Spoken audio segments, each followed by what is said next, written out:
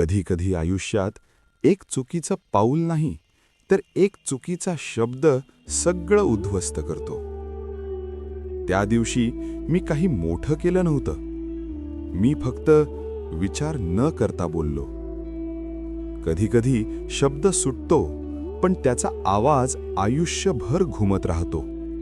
कारण जीभ उचलली आणि थेट टाळूला लागली. राहुल नेहमी हसरा, मोकळा, मनातलं थेट बोलणारा. आपण सगळेच असे असतो. मित्रांसोबत गप्पा, ऑफिसमध्ये चर्चा, घरात नातेवाईक, आणि वाटतं बोललो तर काय होतंय. पण काही वाक्य परत आत घेता येत नाहीत.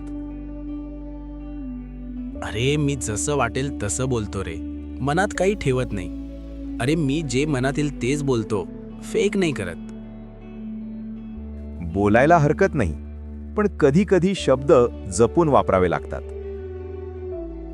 तो दिवसही साधाच होता. लोक होते, गप्पा होत्या, आणि अचानक एक विषय निघाला. अरे तू प्रमोशन तुलाच मिळालं ना? अरे तो त्याला काय कळतंय कामात? हे सगळ्यांसमोर बोलायची गरज नव्हती. यार जरा जपून बोल, सगळ्यांसमोर नाही जमणार. सत्य आहे तेच बोलतोय मी, खोटं थोडीच आहे.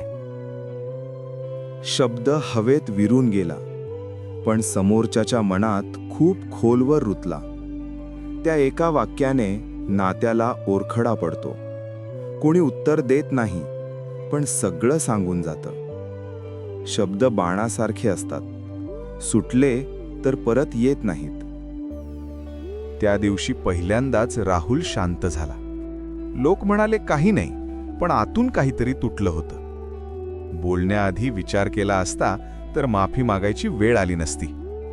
शहाणपण म्हणजे जास्त बोलणं नाही, तर योग्य वेळी गप्प राहणं. मी फक्त बोललो होतो, पण इतकं चुकीचं? विचार न करता बोललो आणि सगळं बिघडलं. माफी मागून सगळं ठीक होत नाही, कारण काही शब्द जखम बनतात. म्हणूनच आपली आजी म्हणायची, उचलली जीभ लावली टाळ्याला. कारण जीभ सुटते क्षणात, पण परिणाम आयुष्यभर राहतो.